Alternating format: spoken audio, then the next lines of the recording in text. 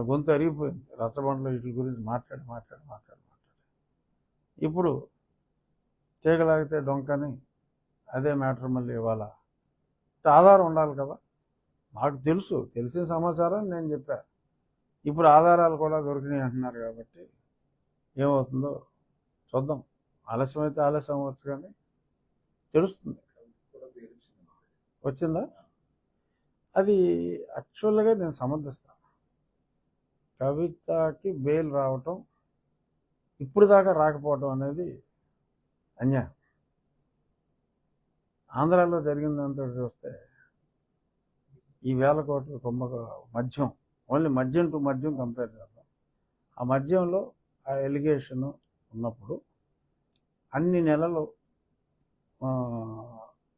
ఇప్పుడు ఛార్జ్షీట్ వేసుకోవచ్చు, తర్వాత ఏమైతే అది అవుతుంది, కానీ అన్ని నెలలు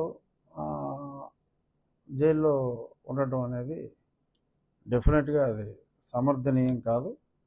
Supreme Court has taken the right decision. May not be at the right time,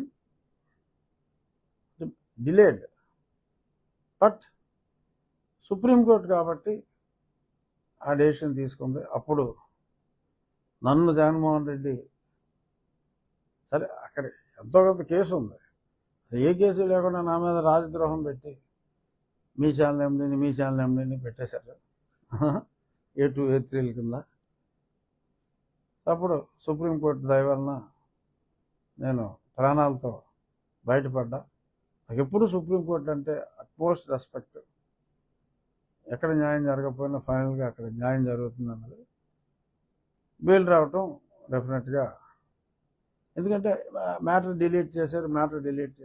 ఆటోమేటిక్గా ఇప్పుడు మా ఫోన్లో కూడా 1 డే అయితే మ్యాటర్ డిలీట్ అవ్వకపోతే ఎంత మెమరీ ఉంటుంది ఆ ఫోన్లో.